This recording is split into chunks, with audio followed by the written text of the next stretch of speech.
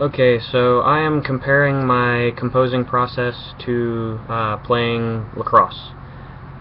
Uh, the main comparison between playing lacrosse and my composing process is I just start off and I get right into it. I don't really take too much time to sit down and plan everything out. I just let it flow the way my thought process goes, and then I start putting it together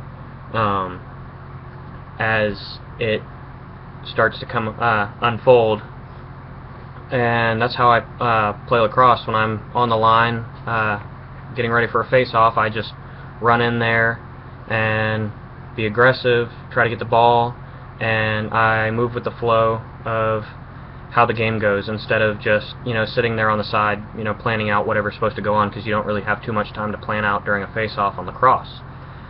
When I start getting into it and the writing is in full flow, I start planning things out. I see where things are going to go once I'm in my body paragraphs or in the flow of my blog that I'm writing on gun control. I start planning things out and seeing where things need to go and focusing on what needs to happen. Just like in lacrosse, when the ball is in game and it's past the face-off and it's towards our goal, because as a long stick midi I played defense,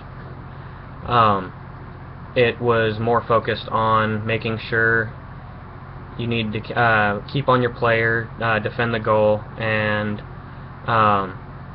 keep the team away from making a goal.